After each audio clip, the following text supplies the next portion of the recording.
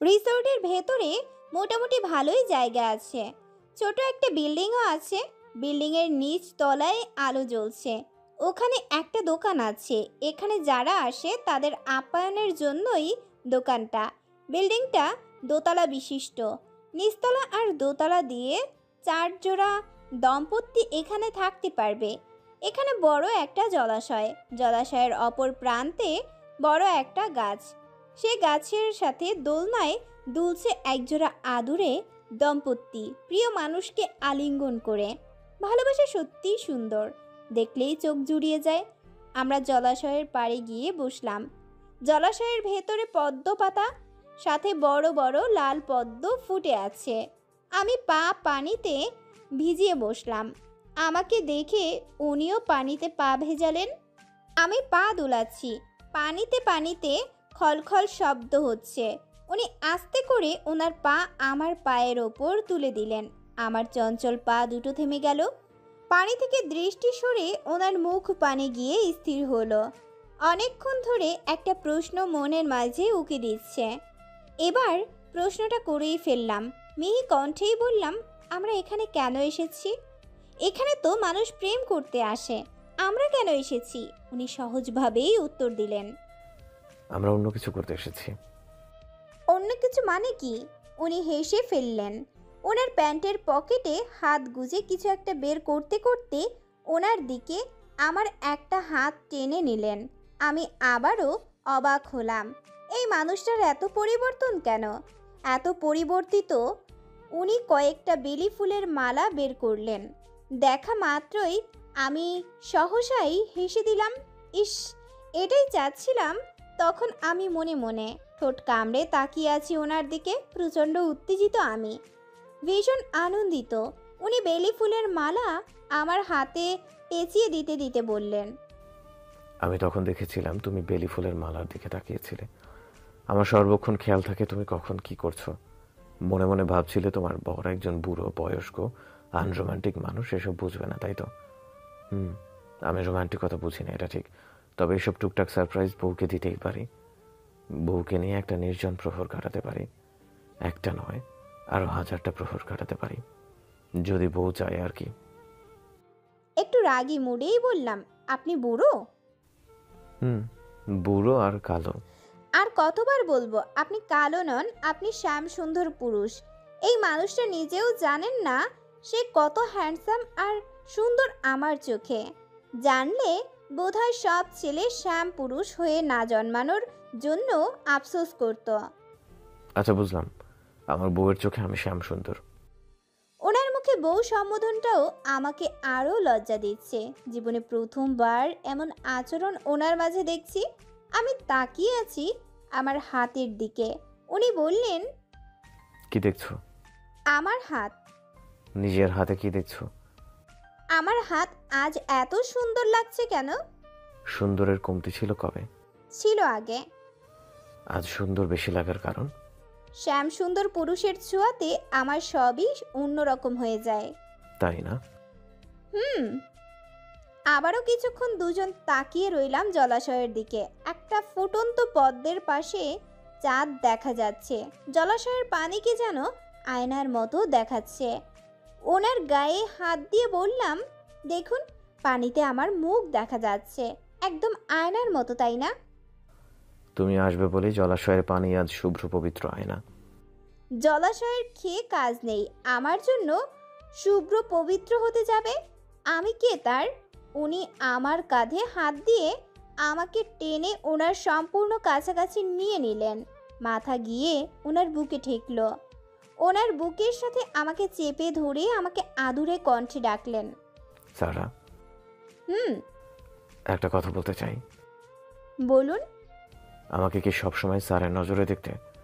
স্যারকে কি ক্রাশের নজরে দেখব? আমি কিন্তু তোমাকে কখনো স্টুডেন্টের নজরে দেখতাম না। তাহলে? আমি অনেক আগে থেকেই তোমাকে বউয়ের নজরে দেখতাম। আমাকে? আমি জানতাম এই চঞ্চল পরীটা আমার বউ হবে। আমি তো আপনাকে আগে কখনোই দেখিনি। কিন্তু আমি দেখেছি বহু জন্ম আগে। বলুন, আগে কিভাবে চিনেন? ওসব বলে সময় নষ্ট করতে চাই না। তাহলে কলেজে অমন খারাপ ব্যবহার করেছিলেন কেন? খারাপ ব্যবহার করেছিলাম? হুম। রাগ করেছিলে? খুব। এখনো রাগ আছে? বলবো না। আচ্ছা, কান ধরলাম সেদিনের জন্য। এবার বলো রাগ কমেছে কিনা। রাগই নেই। তোমাকে কিছু বলার চেষ্টা করছি কিন্তু পারছি না। কেন? এই বয়সে যদি অপমানিত হতে হয়। এসব কি বলছেন? হুম। আপনার কি মনে হয় ফিরিয়ে দেব? এখন মনে হচ্ছে না, তাই আজ সাহস করে নিয়ে এসেছি। আজ একটা বিশেষ দিন, এই জন্য। বিশেষ দিনে বিশেষ মানুষকে বিশেষ কথাটা বলা জরুরি। আমি বিশেষ মানুষ? শুনেছি মেয়ে মানুষ এসব বিষয়ে একটু বেশি ট্যালেন্টেড হয়। তাহলে তুমি কেন বোঝো না? আপনাকে বোঝা কি সহজ কথা? তোমার জন্য তো আমি সহজই। আচ্ছা বলুন না, কি বলবেন? ভালোবাসি সারা। তোমার ভালোবাসার আঁচলে বাঁধবে আমাকে। আমার পিপাসিত হৃদয়কে তোমার ভালোবাসা দিয়ে শীতল করবে। মুহূর্তের মাঝে মনে হলো আমার সমস্ত পৃথিবী ভূমিকম্পনের মতো কাঁপছে। উনি আমাকে ভালোবাসেন, এর থেকে খুশি আর আনন্দ কি আমার জীবনে আছে? আমি ঠিক কি উত্তর দেব জানি না। উনি আমার মুখে হাত বুলিয়ে বললেন। কি হলো, উত্তর দাও।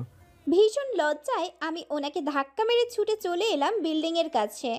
ওয়ালে পিঠ ঠেকিয়ে দুই হাতে মুখ ঢেকে দাঁড়িয়ে আছি। উনিও কিছুক্ষণের মাঝে চলে এলেন। পালাচ্ছ কেন সারা? উত্তর নেই তোমার কাছে? চোখ মেলে দেখি উনি তাকিয়ে আছেন আমার দিকে। কাতর কণ্ঠে প্রশ্ন করলেন। আমি অন্যদিকে মুখ ঘুরিয়ে বললাম, আগে বলুন আজ বিশেষ দিন কেন? আজ আমার জন্মদিন। আগে বলবেন না? নিজের জন্মদিন কেউ কিছু বলে? কেউ বলে না বলে আপনি বলবেন না? না। আমি এখন কিভাবে উইশ করব আপনাকে? আমার কাছে কোনো গিফট নেই। জীবনের শ্রেষ্ঠ দামি গিফট দিতে পারো। কি? তোমার ভালোবাসা। আমি ড্যাব ড্যাব করে তাকালাম। লজ্জা পেলে? না। তোমার চোখে মুখে ভীষণ লজ্জা দেখেছি আমি। মাথা ঘুরছে, চা খাবো। চা খাবে? হুম। তুমি না খাও না? খাই না মানে কখনো খাবো না তা তো নয়। উনি বিল্ডিংয়ের নিচে দোকানে গিয়ে বললেন। 2টো চা পাঠিয়ে দিন আমাদের রুমে। আমার হাত ধরে রুমের দিকে রওনা হলেন। নিচতলার দুটো সিঁড়ি পার হতেই আমাকে কোলে তুলে নিয়ে আমাদের কক্ষে প্রবেশ করলেন। 5 মিনিট পরে চা দিয়ে গেল। চা খাওয়া বাহানা মাত্র। আমি কি বলবো তখন বুঝতে পারছিলাম না। চায়ের কাপে ধোঁয়া উঠছে। উনি চা খেতে খেতে বললেন, কি খেতে পারছো না? না গরম। উনি আমার চায়ের কাপে ফু দিতে দিতে আমার গালে ওষ্ঠ ডুবিয়ে বললেন, চা খেতে হবে না, চুমু খাও। আমি বড় বড় চোখ করে আবার তাকালাম ওনার দিকে। ওনার ঠোঁটে দুষ্টুমি দেখছি।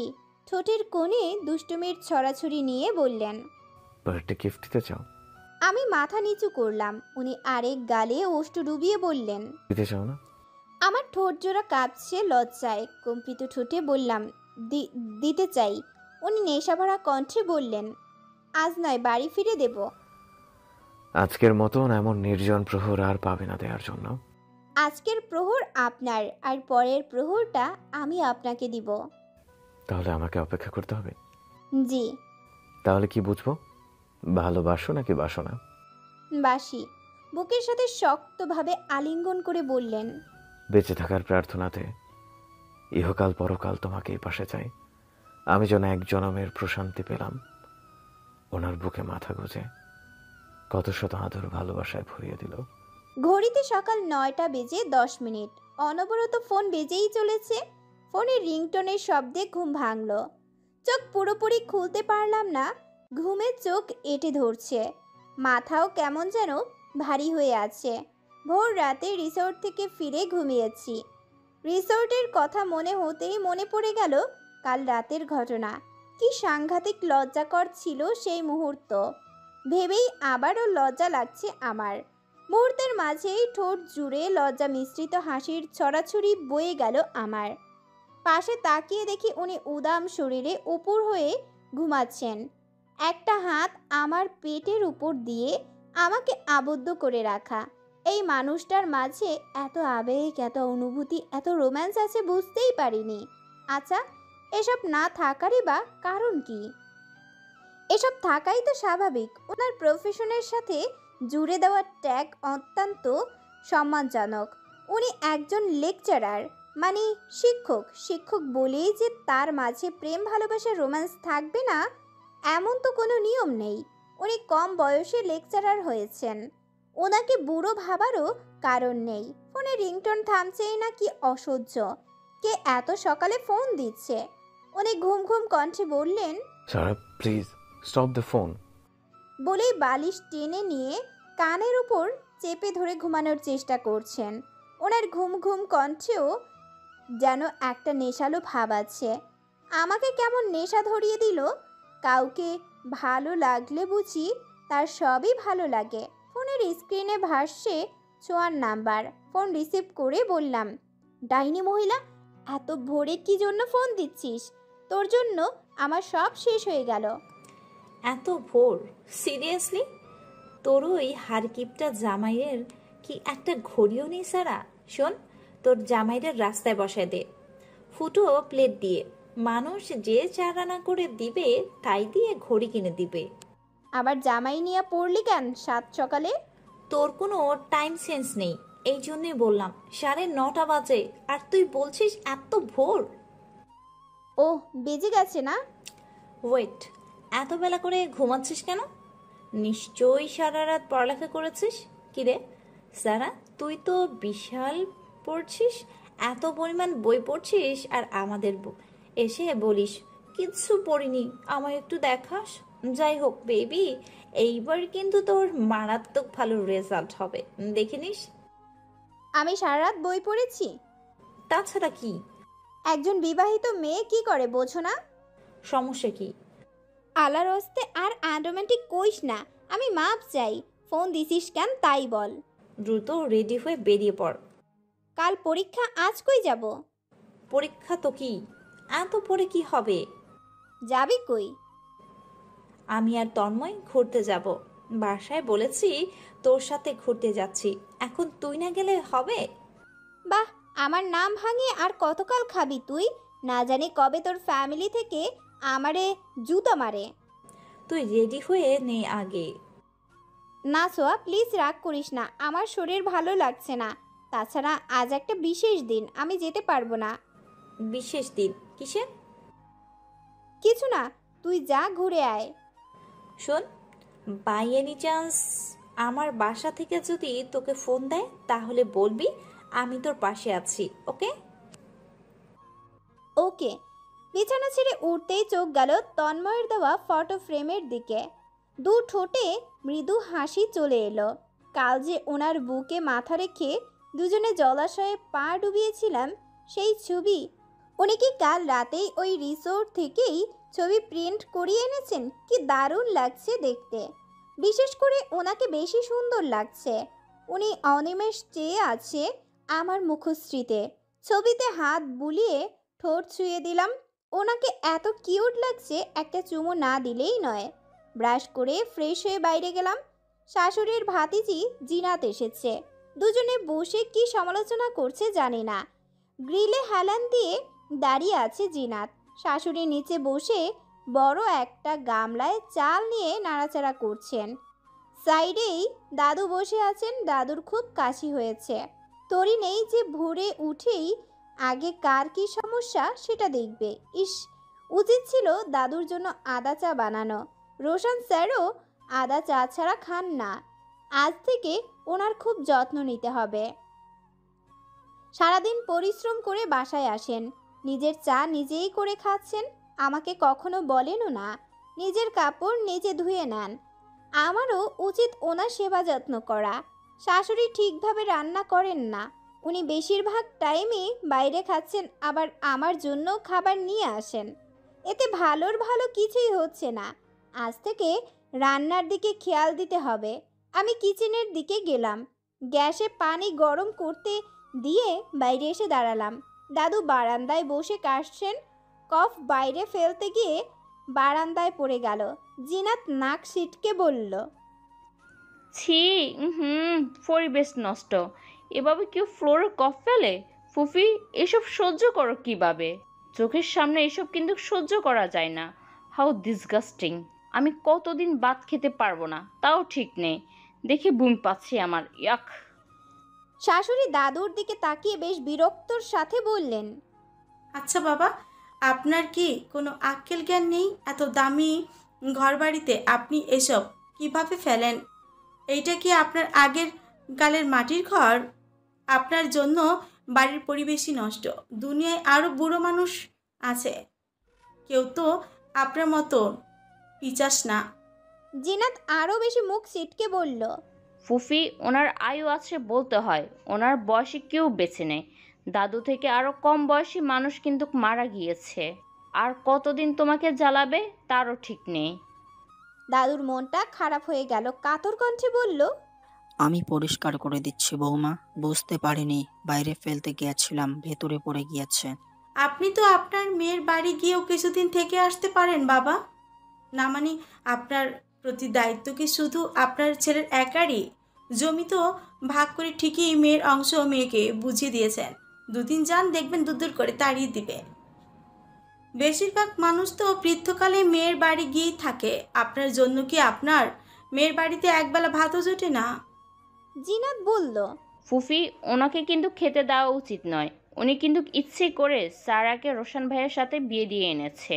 উনি জানেন ফার্নিচার, গয়না, টাকা এসব দিবে বলে তুমি রাজি হয়ে যাবা। ওনার প্ল্যানই ছিল তোমাকে টাইট দেওয়ার।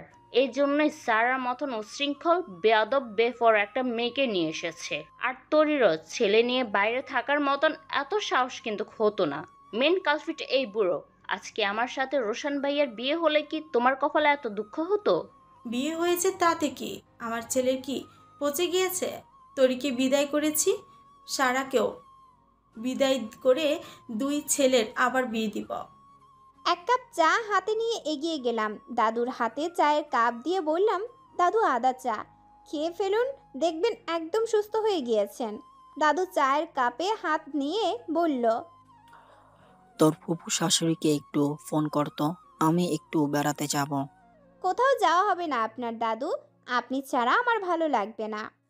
শোন, আসবো, তোর পরীক্ষা শেষ হোক, ততদিন একটু ঘুরে আসি। অনেকদিন মেয়েটাকে দেখি না, সেই তোর বিয়েতে এসেছিল আর আসেনি। দাদু, আমারও মনে হচ্ছে আপনি কিছুদিন ফুপির বাড়ি গিয়ে থাকলে কিছু মানুষকে জব্দ করতে আমার সুবিধা হতো। এরই মাঝে ওশান বাইক নিয়ে বাইরে থেকে এসে বলল। আমারে চা দাও। জিনাত বলল, ফুফি, আমারও চা খেতে মন চাচ্ছে। শাশুড়ি আমার দিকে তাকিয়ে বলল, সারা সবাইকে চা দাও। দিচ্ছি বলে গ্রিল দিয়ে বাইরে থুথু ফেলতে গিয়ে সেটা পড়ল জিনাতের মুখে। জিনাত কেমন রাগান্বিত দৃষ্টিতে তাকিয়ে আছে আমার দিকে। মুহূর্তের মাঝে চেঁচামেচি শুরু করে বলল, তুমি আমার মুখে থু ফেললে কেন? আমি ড্যাম কেয়ার ভাব নিয়ে বললাম, তুমি গ্রিল ঘেঁষে দাঁড়িয়ে আছো কেন? আমি গ্রিল দিয়ে বাইরে ফেলতে গেছি, তোমার মুখে পড়েছে, আমি কি করব? আমি ইনোসেন্ট, আমার কোনো দোষ নেই। এক্ষুনি আমার মুখ থেকে থু পরিষ্কার করো, আজ কিন্তু বাড়াবাড়ি রকমের কিছু হয়ে যাবে। পারবো না। কি করবে তুমি? পারবে না মানে? মগের মুলুক পেয়েছো? তুমি না, তোমার ঘাট পারবে। ততক্ষণে শুকিয়ে যাচ্ছে তোমার গালে। আমি আবার বলছি, পরিষ্কার করো। কেন পরিষ্কার করব? আমার পথের সামনে এসে তুমি দাঁড়িয়েছ। আমার পথে যে বাধা হয়ে দাঁড়ায় আমি তাকে ছাড় দিতে পারি না আপু। What do you mean? এই যে গ্রিল আর আমার মধ্যে ছিলে, থুথু খেলে। তোমার মতন বেয়াদব আর ফালতু মেয়ে দুনিয়াতে নেই। বাই দ্য রোড জিনাত আপু, ফ্লোরে কাশি পড়াতে তো তোমার দারুণ ঘৃণা লাগলো, এখন মুখে থুথু লাগলো, কি করবে? মুখ কেটে ফেলবে? কেটে ফেলাই উচিত, কারণ অনেক ঘৃণা বলে কথা। তুমি ফ্লোরের সাথে আমার মুখের তুলনা করছো? নিজেই বুঝে নাও। এবার বলো, কবে মরবে আপু তুমি? তোমার 40টা খাবো কবে? হোয়াট? এই মেন্টাল মেয়ে কী সব বলছো? তোমার থেকে কম বয়সী অনেকে মারা গিয়েছে, সেই হিসেবে দীর্ঘায়ু তোমার। এতদিন কিভাবে বেঁচে আছো? বিশেষ কোনো শক্তি পেয়েছো? দৈব পাওয়ার? কেমন লাগছে গল্পটা? সিজন 2 খুব তাড়াতাড়ি আসবে, অনুগ্রহ করে সবাই পাশেই থাকুন। ধন্যবাদ। জানি না সে হৃদয়ে কখন এসেছে, প্রাণের মাঝে দোলা দিয়েছে, আমারে মনে কারে যেন ভালোবেসেছে, আমারে মনে কারে যেন ভালোবেসেছে। জানি না সে হৃদয়ে কখন এসেছে, প্রাণের মাঝে দোলা দিয়েছে, আমারে মন কারে যেন ভালোবেসেছে, আমারে মন কারে যেন ভালোবেসেছে। ও হো হো, আহা হা, আহা হা। আকাশে দেখি কত স্বপ্ন, মেঘে মেঘে আনে মায়া লগ্ন। আকাশে দেখি কত স্বপ্ন, মেঘে মেঘে আনে মায়া লগ্ন। পাখির কাকলিতে বুঝি সে আজ, পাখির কাকলিতে বুঝি সে আজ কত কথা বলে গিয়েছে, আমারে মন কারে যেন ভালোবেসেছে, আমারে মন কারে যেন ভালোবেসেছে। জানি না সে হৃদয়ে কখন এসেছে, প্রাণের মাঝে দোলা দিয়েছে, আমারে মন কারে যেন ভালোবেসেছে, আমারে মন কারে যেন ভালোবেসেছে। ও হো হো, আহা হা, আহা হা। আমায় সে চায় তবু চাই না, তারে কেন ধরে রাখা যায় না। আমায় সে চায় তবু চাই না, তারে কেন ধরে রাখা যায় না। জীবন মরণেতে আমি যে তার, জীবন মরণেতে আমি যে তার, সে কি তবে জেনে নিয়েছে, আমারে মনে কারে যেন ভালোবেসেছে, আমারে মনে কারে যেন ভালোবেসেছে। জানি না সে হৃদয়ে কখন এসেছে, প্রাণের মাঝে দোলা দিয়েছে, আমারে মন কারে যেন ভালোবেসেছে, আমারে মন কারে যেন ভালোবেসেছে, আমারে মন কারে যেন ভালোবেসেছে। কথাটা আমি টেনে টেনে বলে বাঁকা হাসলাম। আমি যে ওনাকে অপমান করতেই বলেছি, উনি সেটা বুঝতে পেরেছেন। আমার দিকে অগ্নি চোখে তাকিয়ে চোখ ফিরিয়ে নিয়ে শাশুড়ির দিকে তাকিয়ে বলল, ফুপি দেখলে এই মেয়েটা কেমন বেয়াদব, কী সব বলছে, এ তো ডিরেক্ট আমার মৃত্যু কামনা করছে। আমিও মনে মনে প্রস্তুত হয়ে আছি, কিছু বলুক, যোগ্য জবাব আমার রেডি আছে। শাশুড়ি আমাকে কিছু বলার আগেই বললাম, জিনাত আপু, আহা, তোমার ফুপিকে টানছো কেন এখানে? যা বলার আমাকে তুমিই বলো না। সারাও, তোমার মাঝে ভদ্রতা লেশমাত্র নেই। তুমি কি মানুষ নাকি অন্য কিছু? একটা মানুষের কিভাবে অন্য আর একটা মানুষের মৃত্যু কামনা করতে পারো? কেন, আমি কি কোনো পীর অলি আউলিয়া যে আমার মুখের কথা ফলে যাবে তাই তুমি এত উত্তেজিত হয়ে পড়েছ? তুমি যে এতক্ষণ দাদুর আয়ুষ্কাল নিয়ে কথা বললে, তখন কি নিজেকে খুব ভালো একজন মানুষ বলে মনে হচ্ছিল তোমার? শোনো আপু, আমি বেপরোয়া হতে পারি কিন্তু অমানুষ নই। তাছাড়া তোমার তো চরিত্রেরও ঠিক নেই, এখনো রোশান ভাইয়ের অপেক্ষায় আছো।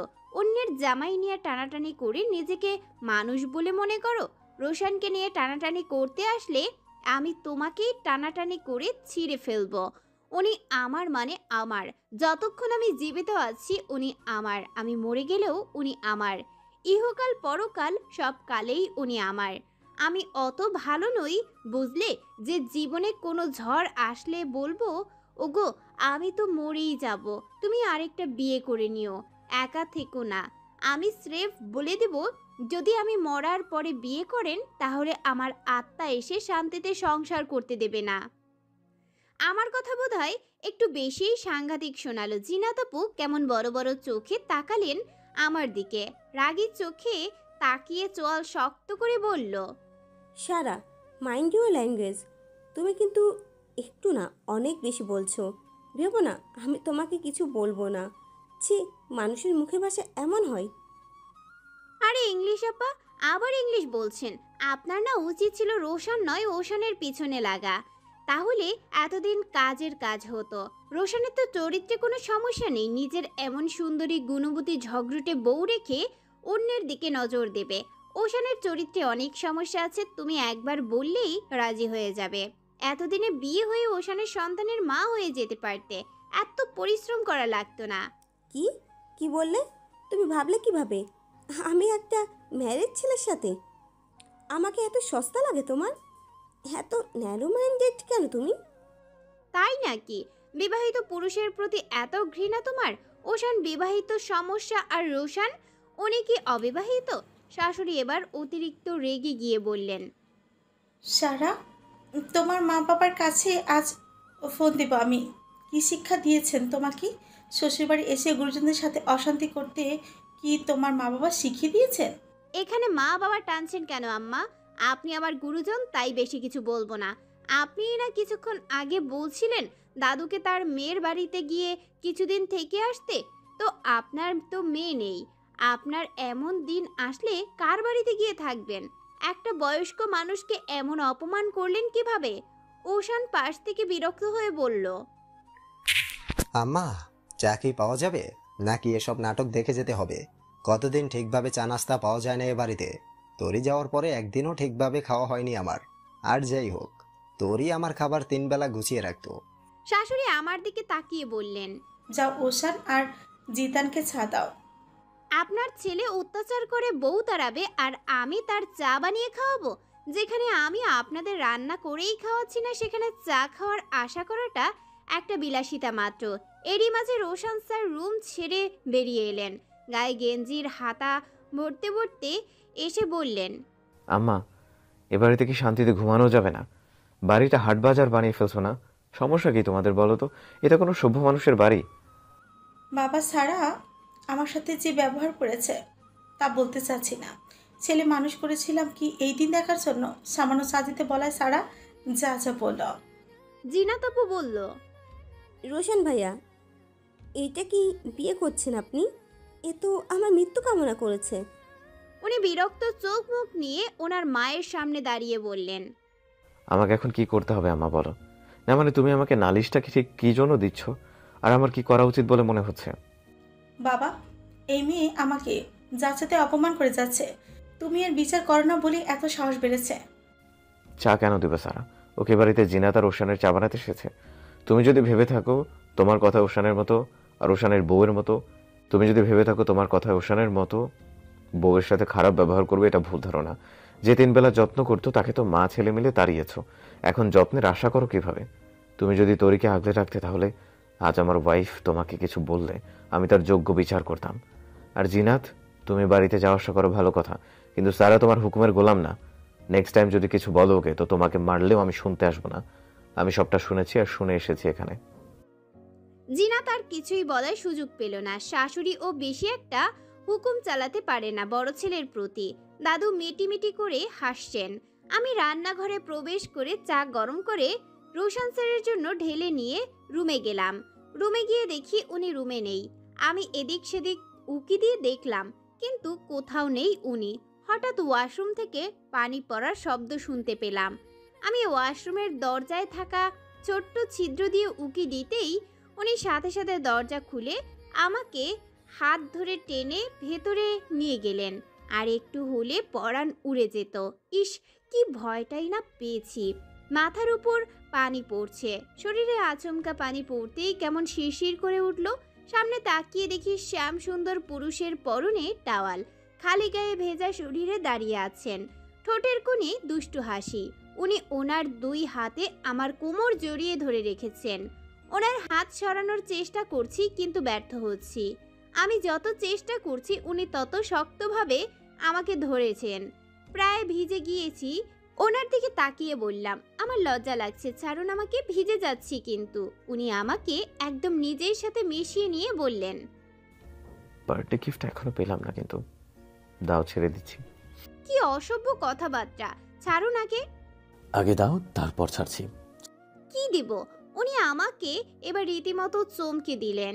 কিছু না বলে হঠাৎ জড়িয়ে ধরে ঘাড়ে ঠোঁট ডুবিয়ে কানের কাছে ফিসফিস করে বললেন, চুমু দাও। ইয়া মাবুদ, এই মানুষটা এত নির্লজ্জ! লজ্জায় এখনই মরে যাব আমি। যেভাবে জড়িয়ে ধরে রেখেছে আর হুটহাট চুমু দিচ্ছে, তাতে বেশিক্ষণ লাগবে না অজ্ঞান হতে। ওনার হাত থেকে রক্ষা পেতে বললাম, পরে দেব, ছাড়ুন এখন। এই দারুণ মোমেন্ট রেখে পরে? হ্যাঁ পরে, এখন আমার লজ্জা লাগছে, ছাড়ুন এবার। না, ছাড়বো না। বললাম না দেব। টাইম বলো। আমার কিন্তু পড়া বাকি অনেক, কিছুই পড়িনি, এভাবে ধরে রাখলে ফেল করব। উনি ছেড়ে দিয়ে বললেন, তুমি এখানেই থাকো, একবারে গোসল শেষ করে বের হও, আমি তোমার ড্রেস নিয়ে আসছি।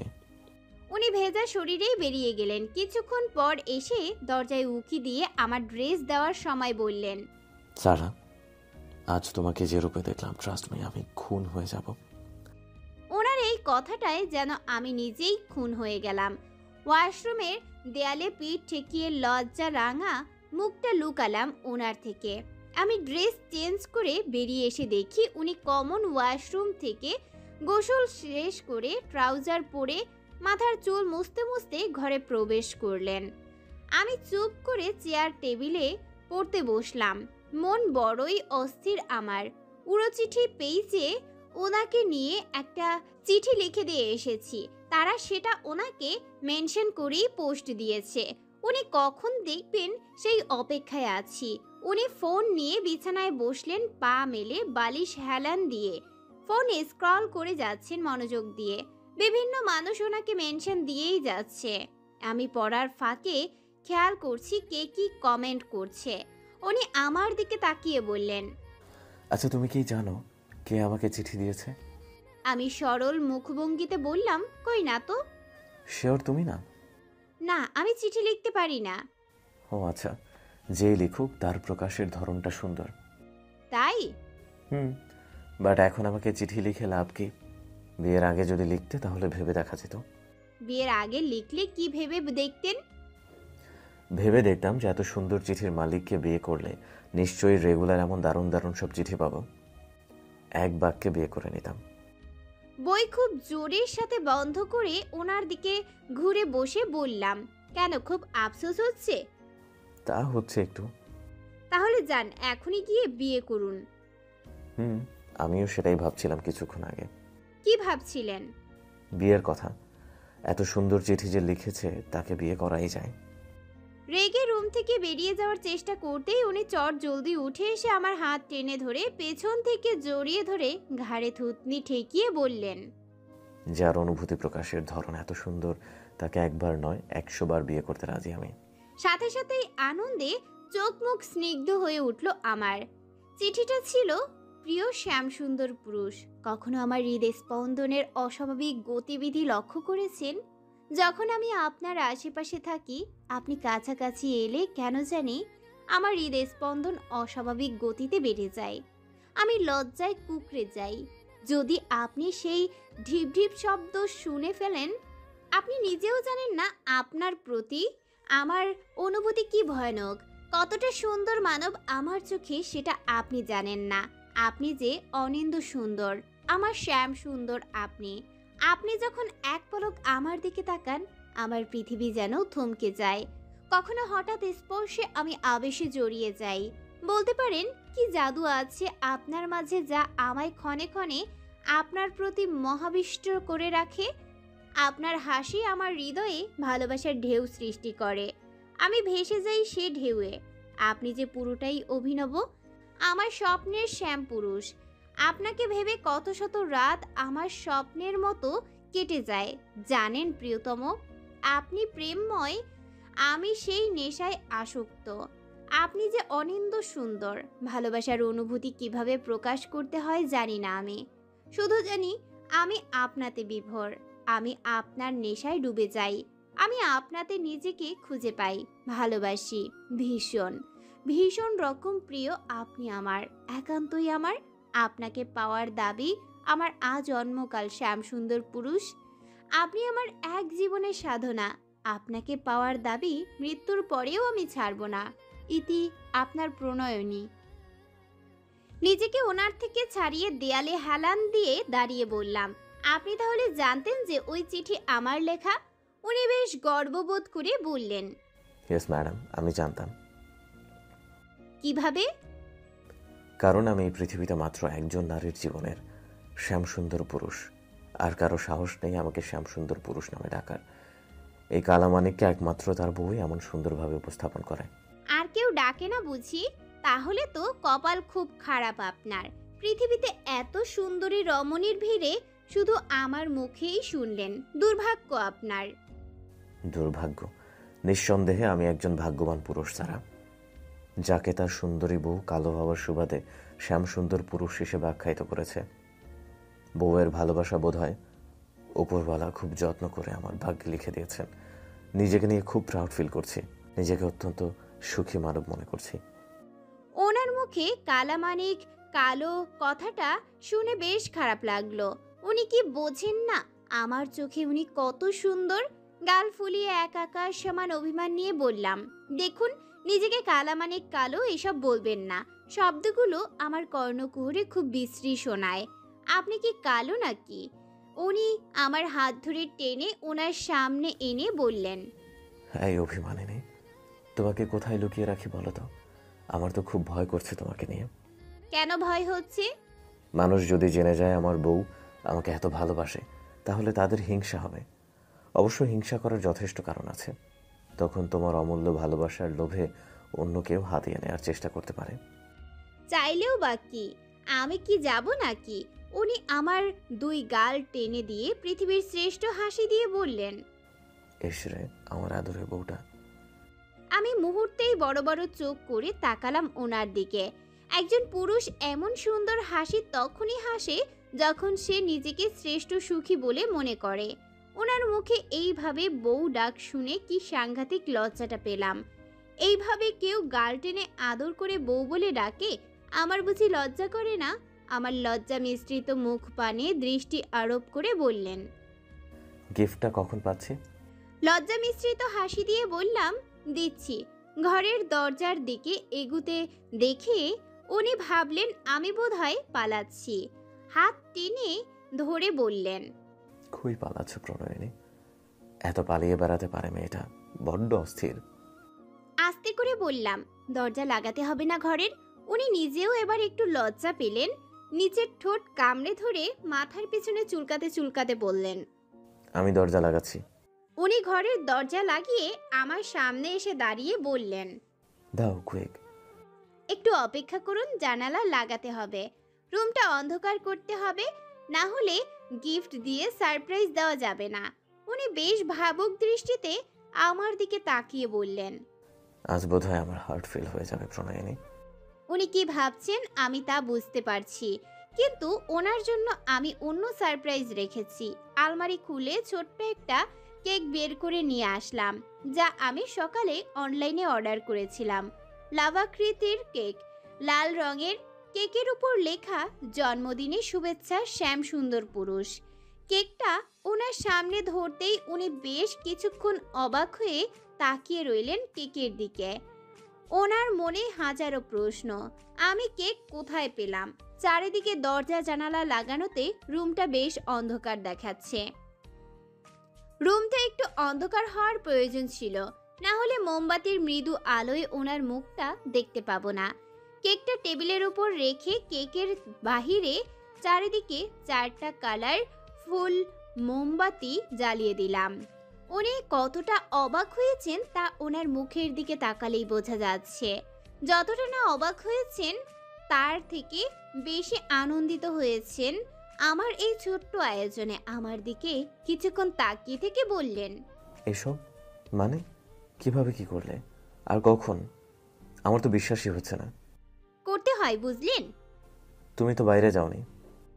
একটা চকলেট কালারের ফিতার ঘড়ি ওনার হাতে পরিয়ে দিতে দিতে বললাম, প্রায়োরিটি আর ইচ্ছেটাই মেইন বুঝলেন। কারো কাছে কারো গুরুত্ব থাকলে সে যেভাবেই হোক তাকে খুশি করতে ব্যস্ত থাকবে।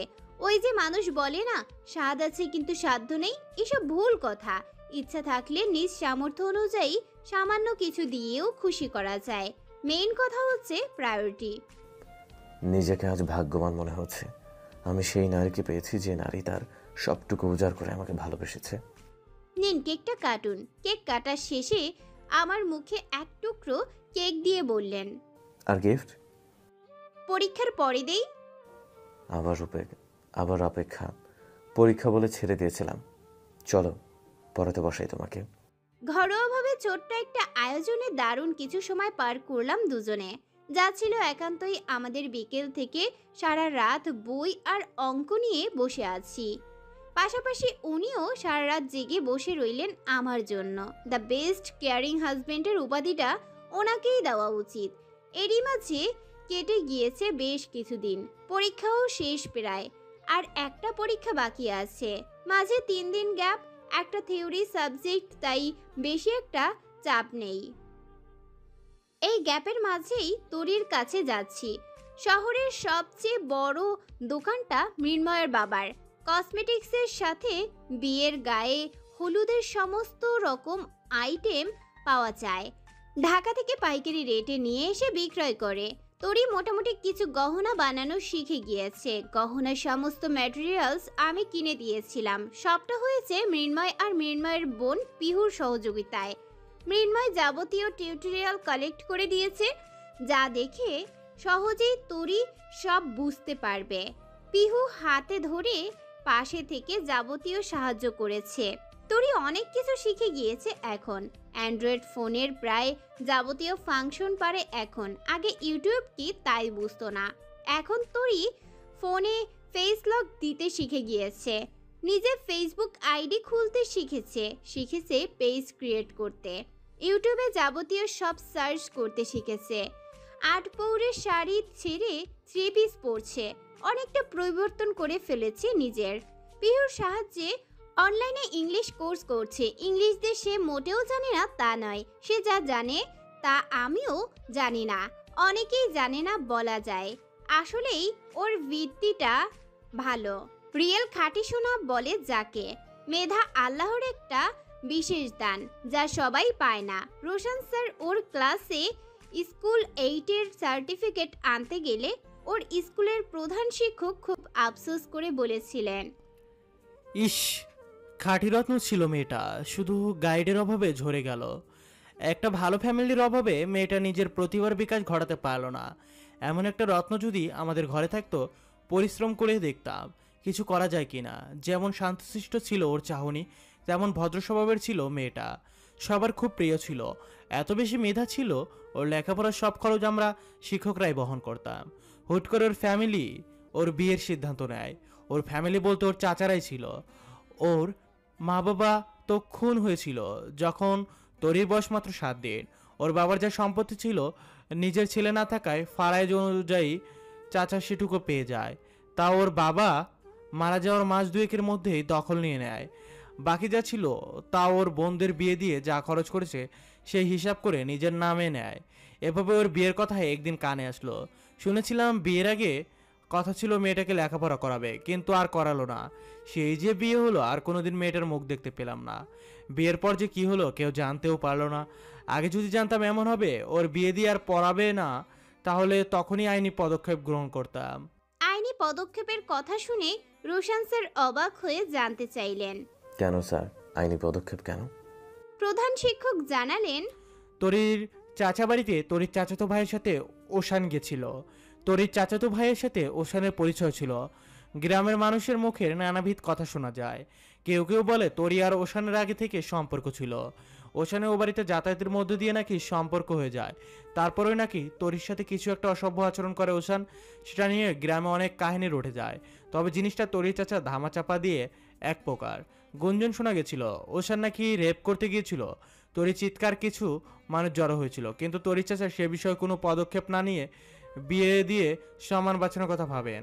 গ্রামের মানুষ যখন একটা স্টেপ নিতে চাইলো, ওশান আর ওশানের মা পুলিশি ঝামেলা থেকে বাঁচতে কিছু টাকা অফার করে তরির চাচাকে। কিন্তু তরির চাচা আরেক শিয়ানা, সে জানিয়েছিল বিয়ে না করলে সে আইনের সহায়তা নেবে। আজকাল রেপের অভিযোগের শাস্তি সম্পর্কে আমরা সবাই অবগত। ভিতরে অনেক কাহিনী অজানা আমাদের, লোকমুখে যা শোনা তাই বলছি। পরে তাদের মাঝে কি সমঝোতা হয়েছিল জানি না। তরিকে লেখাপড়া শেখাবে বিভিন্ন কথা বলেছিল, কিন্তু পরে নাকি তরি নিজেই লেখাপড়া করতে চায়নি। তরির চাচাও বেঁচে গেল, ঘাড় থেকে বোঝা নেমে গেল। সে আপা মরল, লাঠিও ভাঙল না।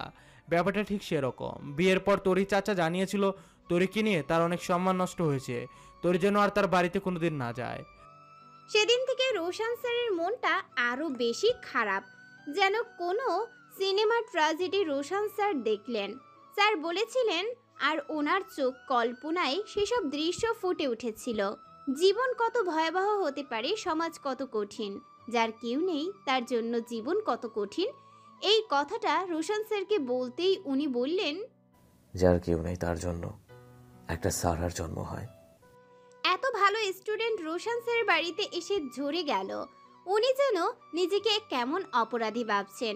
ওই সময়ে উনি ঢাকা ইউনিভার্সিটিতে লেখাপড়া করছিলেন। পারিবারিক ব্যাপার কিছুই জানতেন না। নিজের আম্মা যা বলতেন ওইটাই বিশ্বাস করতেন। মন আমারও খারাপ তরির জন্য। মাঝে মাঝে এত খারাপ লাগে, আমার ভেতরটা অদ্ভুতভাবে জ্বলে পুড়ে যায়। যেখানে ওশানকে উপযুক্ত শাস্তি দেওয়া উচিত ছিল, সেখানে কিনা জেনে শুনে একটা লম্পটের সাথে বিয়ে দিয়ে দিল। এর শাস্তি ঠিক একদিন ওশান পাবে। আমাদের সমাজ এমন কেন? অপরাধীকে শাস্তি দেওয়ার থেকে মান সম্মানের কথা বেশি ভাবে। তরিকে যতটুকু পারছি নিজের মতো করে গড়ে তোলার চেষ্টা করছি। তরি এখন বেশ কয়েকটা গহনা রেডি করে ফেলেছে। গহনাগুলো মৃন্ময়দের দোকানে দেওয়া হয়। সেল হলে লাভের কিছু অংশ মৃন্ময়দের, বাকিটা তরির। গহনাগুলো আজ ডেলিভারি দেওয়ার কথা। এরই মধ্যে আম্মুর ফোন এলো। ফোন রিসিভ করতেই আম্মু উত্তেজিত কণ্ঠে বলল, কি সমস্যা তোমার? বেশ অবাক হয়ে বললাম, কেন আম্মু? তোমাকে না বলেছি শ্বশুরবাড়িতে গিয়ে অশান্তি করবে না? তোমার শাশুড়ির সাথে বেয়াদবি করেছো কেন? তোমার বাবার কাছে নালিশ দিয়েছে। তোমার বাবা আমাকে এসে যাচ্ছে তাই কথা শোনাচ্ছে। অদ্ভুত আম্মু, বাবা তোমাকে বকছে কেন? কারণ তার আদরের মেয়েকে সে কিছু বলতে পারবে না। তুমি জানো না তোমার বাবা তোমাদের দু বোনকে কিছুই বলে না, যা বলার আমাকে বলে। তুমি গুরুজনদের সম্মান দিচ্ছ না। তোমার বিয়ের পর তাদের সংসার ভাঙন ধরেছে, এসব শুনতে ভালো লাগে? তুমি আমাকে এক্স্যাক্টলি কি জন্য ফোন দিয়েছো? তাহলে এই তোমার শিক্ষা আম্মু? তুমি কি আমাকে শাশুড়ির কাছে ভালো হতে বলছো আর জায়ের সাথে অশান্তি করতে বলছো? তুমি কি তোমার জায়েদের সাথে ঝগড়া করতে আম্মু? তুমি ঝগড়া করনি, অথচ আমাকে শিখিয়ে দিচ্ছ আমার জায়ের সাথে অশান্তি করতে। তোমাকে কখন শেখালাম আমি এসব? এই বাড়িতে শাশুড়ির সাথে মানিয়ে চলা মানে জায়ের সাথে অশান্তি করা, বুঝেছো? এই বাড়ি আর অন্য বাড়ির হিসেব অনেক আলাদা। তুমি এসব বুঝবে না। না, এত সব বুঝতে চাইছি না। তুমি তোমার শাশুড়ির সাথে আর কোনো ঝামেলায় জড়াবে না, বুঝেছো? দুদিন পর রোশানও তোমার প্রতি বিরক্ত হবে এইসব নিয়ে। ছেলেরা বউয়ের প্রতি খুশি থাকে তার মায়ের সাথে তার বউয়ের ভালো সম্পর্ক দেখলে। তার মা যদি ছেলের কাছে বউয়ের প্রশংসা করে তাহলেই খুশি হয়। বুঝতে পেরেছ? সংসার করা এত সোজা নয়। ভেবো না পুরুষ মানুষ মিষ্টি হেসে কথা বলেছে বলে সব উজাড় করে দিচ্ছে। পুরুষের মন বোঝা অত সহজ নয়। দেখা যাবে ঘুরে এসে বলবে তোমাকে পরীক্ষা করছিলাম আমি। অনেক দেখা আছে জীবনে। আম্মু তোমার বয়স কত? আমার বয়স দিয়ে কি হবে? না বলো, দরকার আছে। 44-45 হবে। খুব একটা বয়সও হয়নি আম্মু। আমাদের তো ভাই নেই। ভাইয়ের আফসোস আমাদের থেকেই গেল আম্মু। প্লিজ একটা চান্স নাও, প্লিজ ট্রাই আম্মু। একটা বেবি নিয়ে নাও। আমাদের একটা ভাই হোক, তোমার একটা ছেলে হোক। সেই ছেলে বড় হলে তাকে বিয়ে দিয়ে আমার শাশুড়ি মানে তোমার বেস্ট ফ্রেন্ডকে সাথে নিয়ে যুদ্ধ করো, বুঝলে? রাখলাম। আর বাবাকে যা বলার তার জামাইকে বলতে বলো। এমনি মেজাজ খারাপ, তার উপর আম্মুর অকারণ উপদেশ।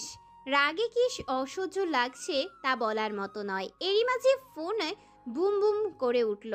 ফোনের স্ক্রিনে রোশন স্যারের নাম্বার ভাসছে। রাগী মুডেই ফোন রিসিভ করে বললাম, যা বলার দ্রুত বলুন। আমি শাওয়ারে ঢুকেছি সারা। তোমাকে না বলেছি আমি শাওয়ারে ঢুকলে টাওয়াল নিতে ভুলে যাই। আমার শাওয়ার শেষ না হলে তুমি কোথাও যাবে না, রুমেই থাকবে। আজও শাওয়ারে গিয়ে দেখি টাওয়াল নেই। তুমি তো বেরিয়ে গিয়েছো, এসে আমাকে বকাবকি করবে না একটুও? পুরো রুম ভিজিয়ে ফেলছি। আপনার সমস্যা কি? সেই নির্জন প্রহরের পর একদিনও গোসলে গিয়ে টাওয়াল নেননি।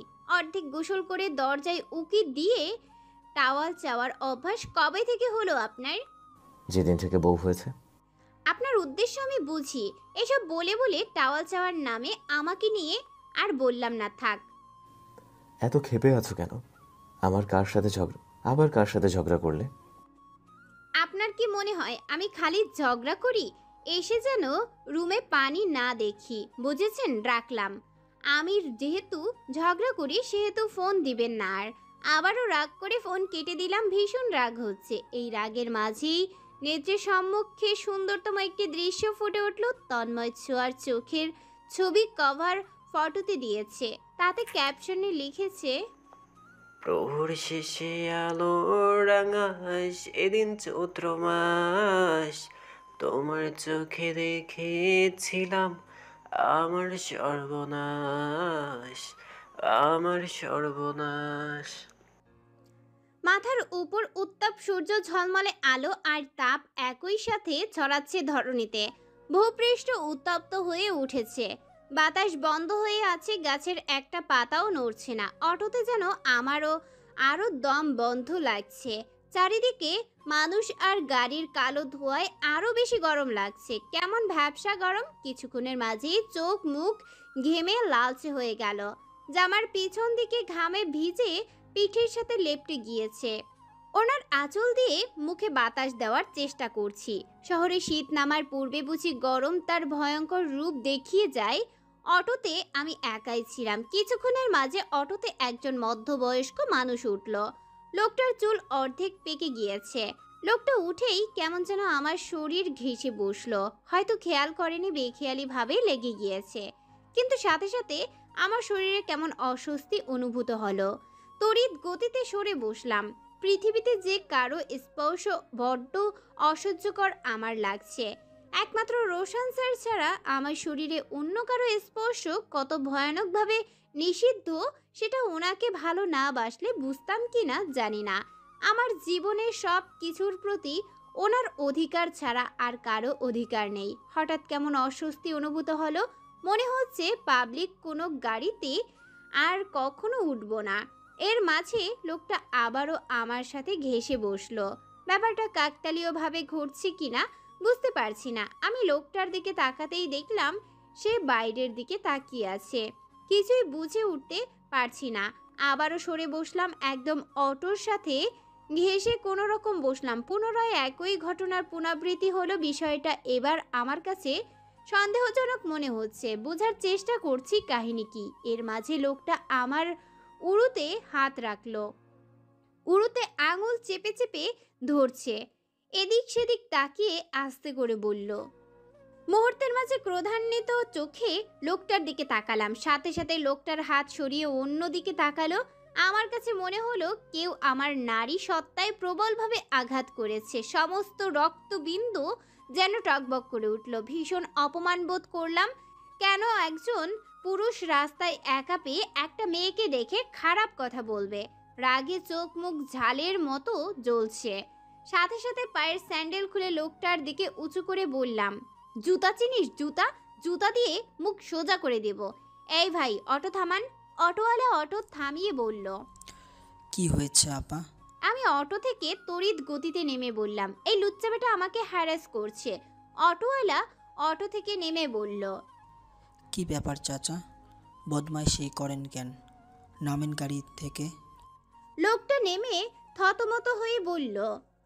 আমি আরো রেগে গিয়ে লোকটার মুখে স্যান্ডেল দিয়ে সজোরে বাড়ি মেরে দাঁত কিরমির করে বললাম, কি বললি? আমি মিথ্যা বলছি? জুতা দিয়ে তোর মুখ আজ সোজা করে ফেলবো। চিনিস আমারে? এমন শিক্ষা দিব জীবনের মতো আর উত্তেজনা আসবে না। তোর অন্ডকোষ আজ আস্ত রাখবো না। নিজে কেমন একটা অন্য জগতে চলে গেলাম। কন্ট্রোল এর বাইরে চলে গেলাম। রাগে থরথর করে কাঁপছি। অটোওয়ালা আমার রোষপূর্ণ চাহনি দেখে ভয় পেয়ে গেল। অটোওয়ালা আমাকে বলল, আপা শান্ত হন, এরে আমি দেখছি। লোকটা বলেই যাচ্ছে আমি কিছু করিনি, কিন্তু মৃত্যুকের চোখের ভাষা দেখলেই বোঝা যায়। আশপাশ থেকে কয়েকজন লোক এসে হাজির হলো। আমি রাগে কাঁপতে কাঁপতে বললাম, আমি মিথ্যা বলছি। শোনেন, আমি কলেজের লেকচারার রোশন সিদ্দিকীর ওয়াইফ। নিশ্চয়ই বুঝতে পারছেন একজন ভদ্রলোকের ওয়াইফ। ওনাকে নিয়ে মিথ্যা বলে লাভ কি? কি জন্য বলবো? ওনাকে কি আমি চিনি? লোকটা বলল, কেন, তোকে কি আমি বিয়ে করতে চাই যে ফাঁসাতে যাব? পাশ থেকে কয়েকজন লোক এসে লোকটাকে ধরে মারধর শুরু করে বলল, আমি জায়গা ত্যাগ করলাম। এরকমের অনেক মানুষ মুখোশ পরে ঘুরে বেড়াচ্ছে, সুযোগ পেলেই এরা খারাপ কিছু করে। ঘটনাটির জন্য খুব বিশ্রী লাগছে। জীবনে এমন ঘটনার সম্মুখীন হইনি। 12:30টায় তরির বাসায় পৌঁছালাম। অটো থেকে নেমে মাত্র 2 মিনিটের রাস্তা। রোহানের জন্য বেশ কিছু চিপস আর চকলেট, তরি আর পিহুর জন্য আইসক্রিম আর বার্গার নিলাম। আমি ঢুকতেই দেখলাম রোহান বাসার সামনে কড়া রোদে দাঁড়িয়ে বল খেলছে একা একা। ঘেমে বাচ্চাটার মুখ লাল হয়ে গিয়েছে। মাথার উপর উত্তপ্ত সূর্যের তাপে ছেলেটার নাজেহাল অবস্থা, অথচ সেই দিকে কোনো খেয়ালই দিচ্ছে না। একা একা বলে লাথি দিচ্ছে আর ঘরের দেওয়ালে লাগলে গোল দিয়েছি বলে উল্লাস করছে। বলটা গড়াতে গড়াতে আমার পায়ের কাছে আসতেই আমি পা দিয়ে বল আটক করে ফেললাম। বলের ওপর পা দিয়ে রোহানের দিকে তাকাতেই রোহান ছুটে এসে আমাকে জড়িয়ে ধরে বলল, নতুন আম্মু এসেছে, আমার জন্য এসব নিয়ে এসেছে। আমি রোহানকে কোলে তুলে নিয়ে বললাম, এ কি বাবু, তুমি এই রোদে বল খেলছো কেন? শরীর খারাপ করবে তো বাবা। এমনি খেয়েছি।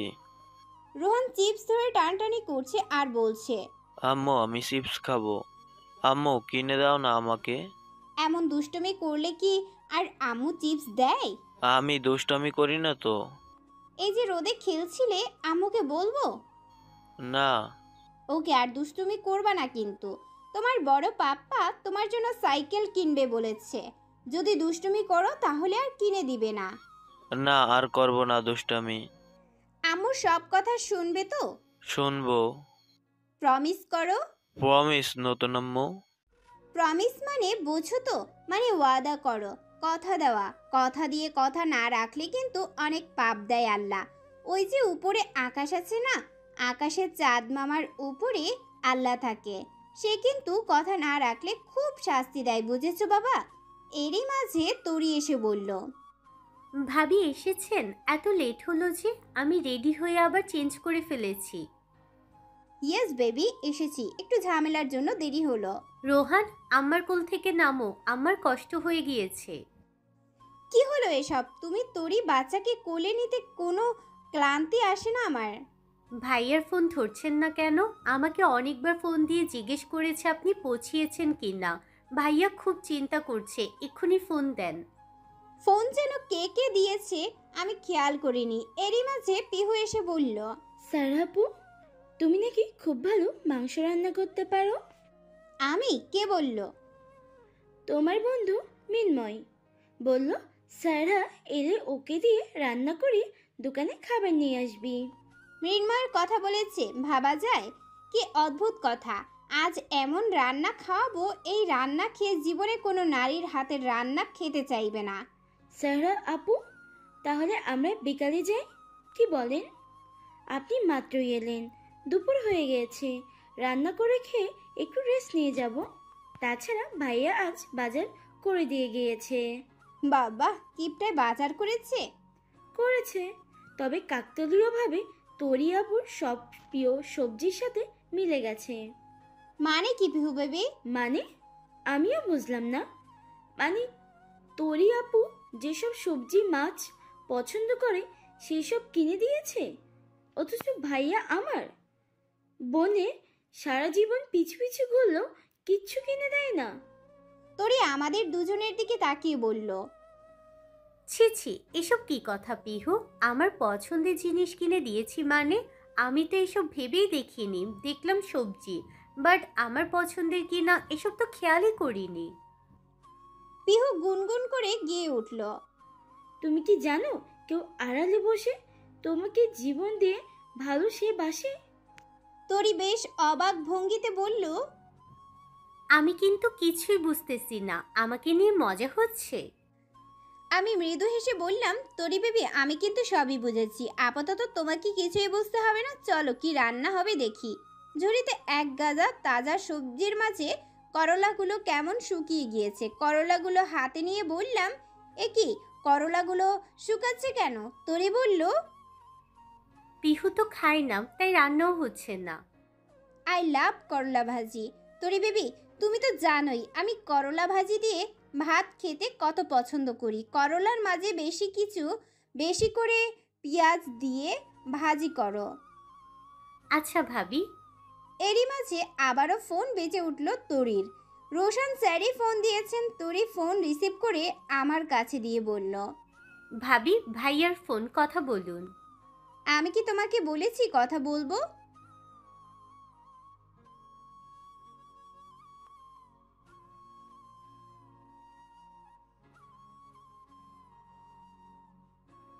কি হয়েছে ভাবি, রেগে আছেন?